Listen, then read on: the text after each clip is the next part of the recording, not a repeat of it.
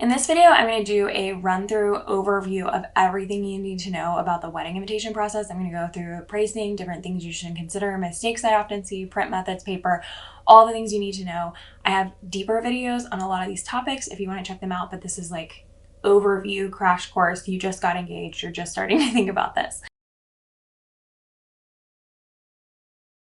Hi, I'm Laney. I'm a wedding invitation designer. I love to teach people all about wedding invitations. So stay here on my channel and watch more stationery tutorials after this, or let me know what questions you have about the wedding invitation process. All right, first and foremost, timing. When should you start thinking about wedding invitations? We typically like to send a save the date 6 to 9 months in advance.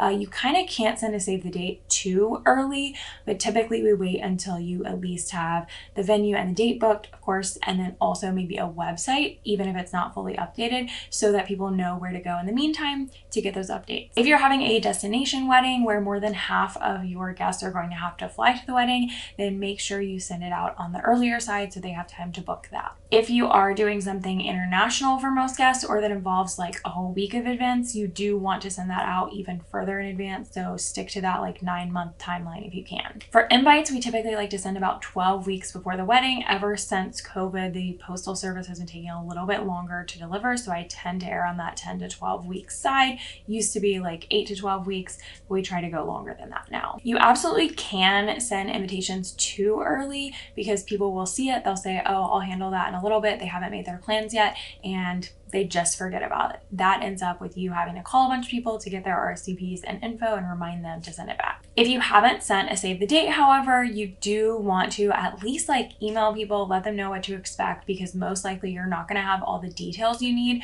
for the invitation, like specific timing, specific dates, info, dress code, all of those little things that you need to book before you're sending the invites. You're not going to have those early enough to send out super early. So let them know what date to expect and that something more formal is coming so that you can wait till you have all those little details booked and send the invitations without any mistakes. In general, it's just a good idea to send a save the date, even if it's like an email save the date or something like a postcard, etc. When you're making your guest list, I highly recommend making it with formal address names. Don't say Sue and Jim, say, you know, Mr. Jim Halpert and Mrs. Susan Mathis. I'm making this up. Put those in there. It'll just help you when you're printing or sending your addresses for calligraphy if they're already in that formal format. There's a lot of info on specific address formats, so I'm not going to go too much into that. The main thing is that if people are married, they typically are on the same line connected by an and.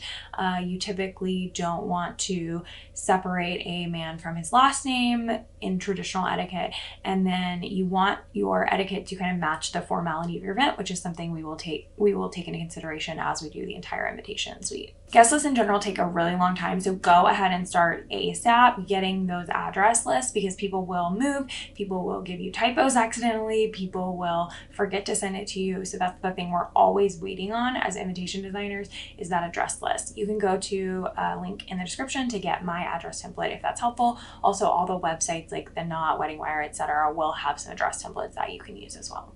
When it comes to invites, there are typically 3 things that are going to affect pricing. The first is going to be your quantity. So of course, 200 invitations is going to cost more than 50. That's just going to be something that occurs throughout your wedding. So if you have a larger wedding, invitations are going to be a little bit more expensive. Another thing is going to be your time that you require of whoever you're ordering from. So if you're ordering from Minted, oftentimes it's a preset design, you fill in your information, you print them. If you're ordering something called semi-custom, which is kind of like that, I have a whole collection on Etsy, I'll link in the description. You're going to pick a design that you like, but then we can further customize it, and I will basically charge based on how much time. If you want a custom venue, just illustration, if you want some custom watercolor, etc., then we'll kind of charge based on the time. If you want something fully custom, like fully created for you, custom watercolor maps, watercolors of your dog, personal elements like that, then you are going to pay more, because that just requires time from a skilled designer. So quantity, time, and then like embellishments and print methods. So that's just the physical like the cost of the things that you want. If you want wax seals, it's going to be more expensive. If you want gold foil or letterpress, it's going to be more expensive. If you want nicer things, it's going to be more expensive in that case. So some of my favorite ways to save costs are to stick with digital printing, because you can do some really incredible, beautiful things with digital printing. To stick with like a semi-custom design or a pre-designed collection, so you're not requiring any like custom illustrations.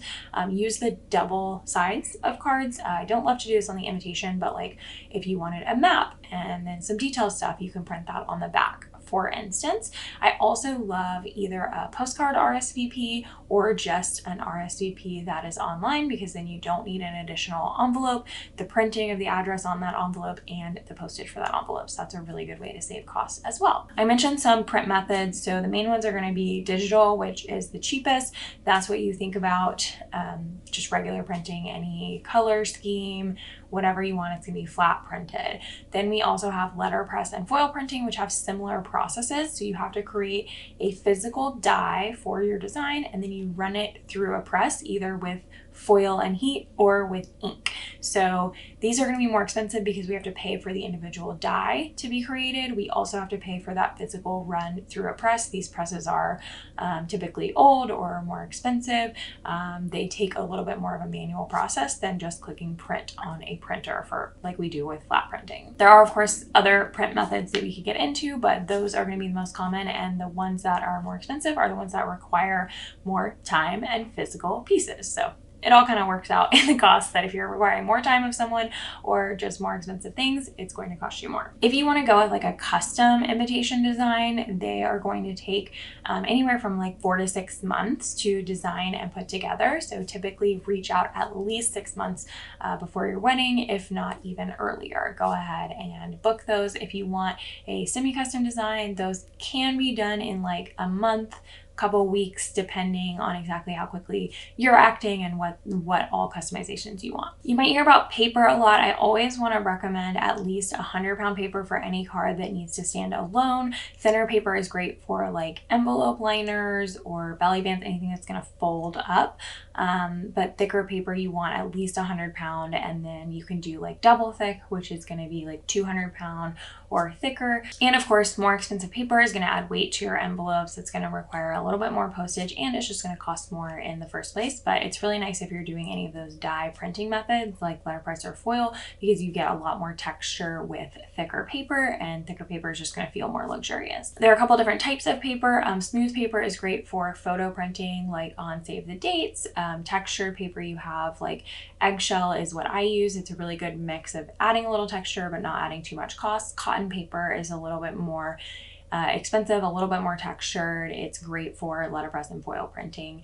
Then you have like handmade paper, which has those like torn edges. Those are called deckled edges, and that's going to be kind of your highest level of expense because it is handmade, and also that's not going to take to digital flat printing quite as well. So we typically recommend letterpress or foil printing on that type of paper, but it's such a beautiful look, and you can find some that work with digital printing. It just depends. Okay, what individual cards do you need? So you need the invitation card. The main thing about this piece that I see people screw up is that it technically should only invite you into the ceremony. So if you do have a reception at a different place or something, you shouldn't necessarily put that on the card. You should put that on its own card.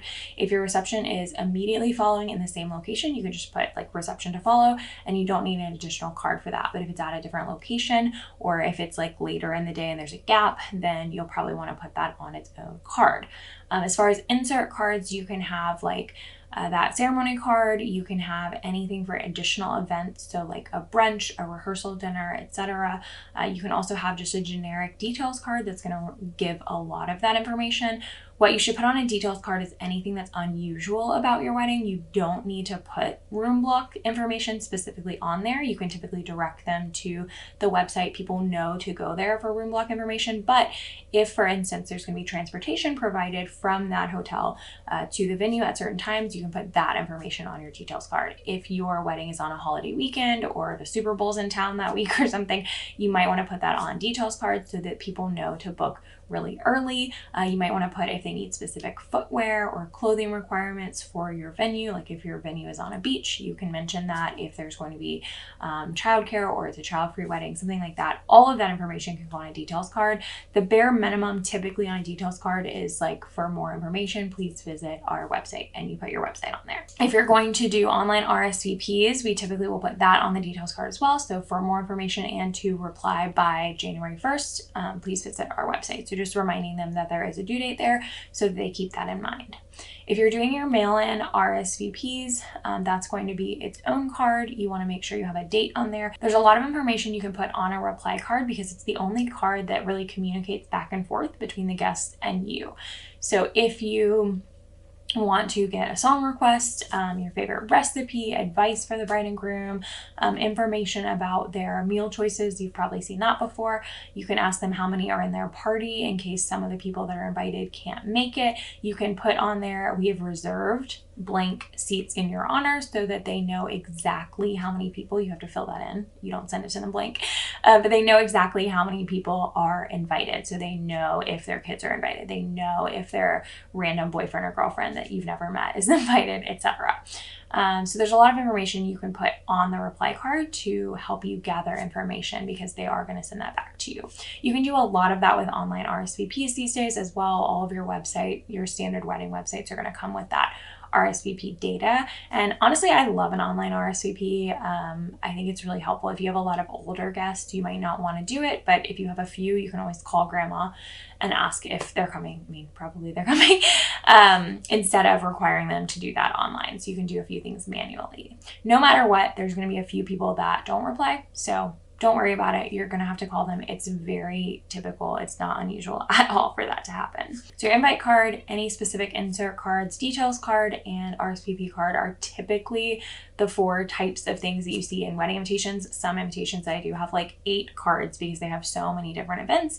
If you have events that everyone is invited to, you can just include those on like a details card or an itinerary card. And then if you need RSVPs for those, put it on the RSVP card. Just put an extra box like, are you coming to the rehearsal dinner? Check. Are you coming to the brunch? Check. So that they can RSVP to all of those events if you need that. If not everyone is invited, then you might need to print different versions of that. So it might be best to just assume, if you're coming to the wedding, RSVP yes, that you're also RSVPing yes to all the other events you were invited to. And if you need a very specific count, you can always like reach out to them for those smaller events. But we'll often do individual insert cards like for brunch, rehearsal dinner, etc., and only put them in certain people's envelopes. The only other thing that should go in your envelope is going to be your RSVP envelope if you have one, and make sure that you're putting a stamp on that for them to be able to send it back. I also love an RSVP postcard because it'll save you on postage and the cost of that envelope. If you're sending to an international guest, that's the only exception. They will need a stamp from their country to get it back to you in the US or wherever you're coming from. So don't put a stamp on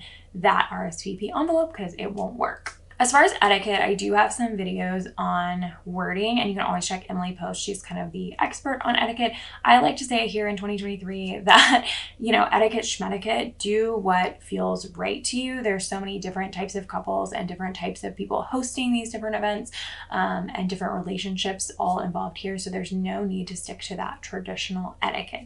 Do what feels right to you, but in general, I say always go with the vibe of your event. So if you're making all these decisions for an entire year about your wedding, but the invitations and save the date are the only things that other people are seeing to give them a clue as to what to expect at your event. So if you send like a super casual beachy invite and then they show up to a formal ballroom, they're going to be a little confused. So just try to go with the vibe of your event, and that doesn't mean that you have to stick to the most formal wedding in the entire world if you're doing something formal, but you need to kind of cater it to something that's going to give your guests an idea of what to expect. So don't do something super casual and simple if your wedding's going to be like really glam and formal. Try to keep those vibes matching throughout. Otherwise, we'll start with who's hosting. Make sure you put your names, focus on the events that are important, and make sure you include all the information they need: time, date, location, any specific information on that details card, etc., and your website so that they can check in on all the other details surrounding your wedding. Just a couple pieces of etiquette is that anyone who receives a save the date should still receive an invitation, even if they've already RSVP'd no, or you know they're not going to come. If you have a B list of invitations, that's great. You cannot send them a save the date. Wait till your guest count kind of figures itself out, and then send out those B list of invitations a little bit later. Also, anyone who lives in the same house that's over the age of 18 technically should get their own save the date and invitation card.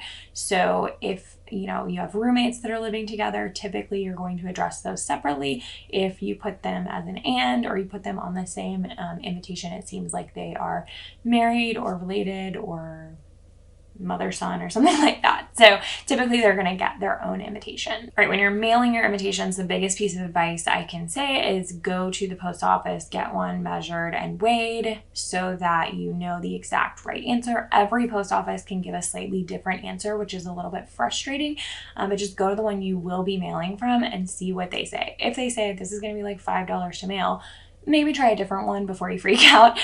Things that will increase mailing costs if you do an unusual size or shape invite. So anything that is square counts as that. That's kind of confusing. You don't often think of square as like an unusual size, but anything that's square that will require extra postage, anything that's super oversized, anything up to like 6x9, your standard invitation sizes, is going to be fine. If you order invitations from any standard place, you're going to be fine on size. Extra weight. So if we do like double thick cards, oftentimes I'll do them for the invite and then do single thick for the other pieces so that we're not creating something that's super heavy and super stiff and can't be mailed with a regular postage. Anything that's very stiff in that regard, if they can't bend it over the corner of the table or cabinet is usually what they use, then they're going to require it to go as parcel rate instead of letter rate, and that's going to be more expensive. Also, things like bows with like a bump in the middle and a wax seal, anything that creates that bump is going to require them to not have it sorted through all the machines as much, and that will require a non-machinable surcharge. Some people like to do this because they think it protects their envelopes a little bit more. It does to some extent, but a lot of post offices are no longer doing the non-machinable surcharge anymore, so it kind of doesn't matter. And even if they do, that's just for one of the machines. It's still going to be sorted through a bunch of different machines and your envelopes can still get torn up. So it's not a huge thing. If you want to do vintage postage, I have some other videos on it. I won't super go into it at this point, but I have some videos about how to source it. It can be a really pretty addition. I typically recommend doing one forever stamp to get like a large bulk of your postage amount that you need, and then adding some vintage ones for aesthetic and to add a little bit more postage. It's hard to get up to these like high amounts with vintage postage because all the vintage postage was when postage was a lot cheaper, so they're lower denominations. We break the post office rules all the time, but in general, the post office does recommend having the return address on the same side as the guest address, and they much prefer dark ink on light papers as opposed to like white ink on dark papers. Again, I break these rules all the time, but I like people to know that they're risking a little bit if they make those decisions. So you can always make the best decision for you.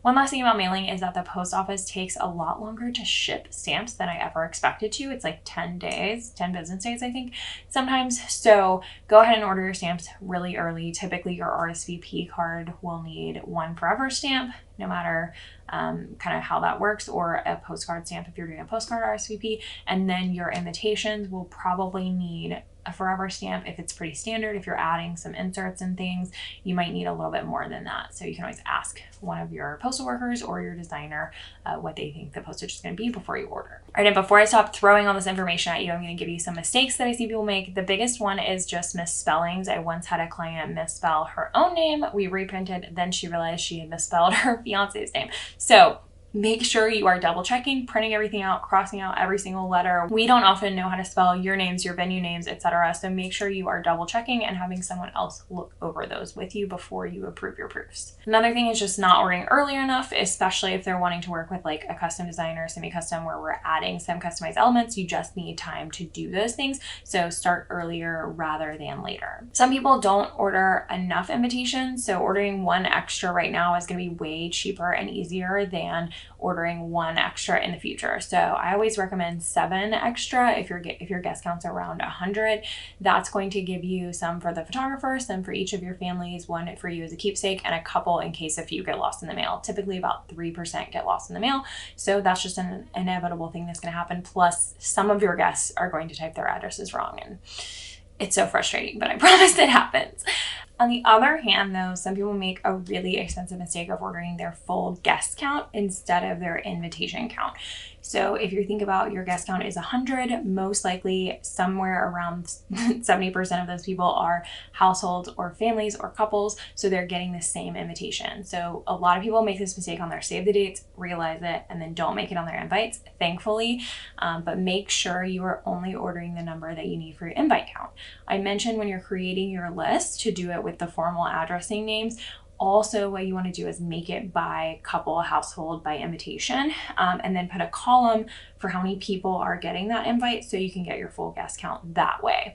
This is just going to save you a lot of time because if you have like Sue, Jim, Laney, Alex, etc., you're going to need to then go and condense that, and you're not going to be able to get an accurate quote for your invitations if you don't know the exact number.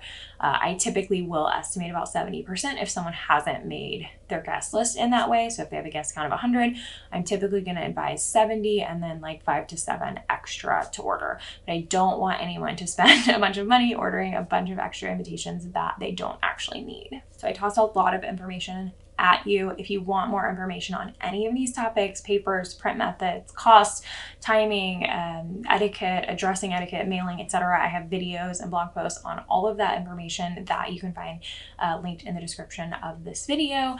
I want to just give you that overview so you know all the different things to expect. The main thing that I see people doing is just not starting early enough in the process and wanting something really customized and then just not having the time for it.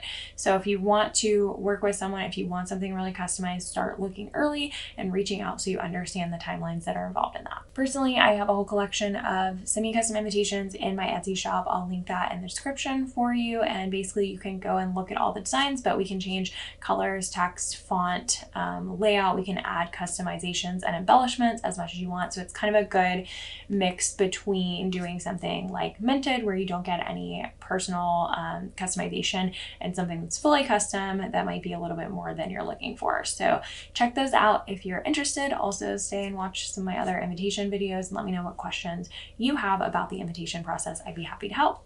Thanks everybody.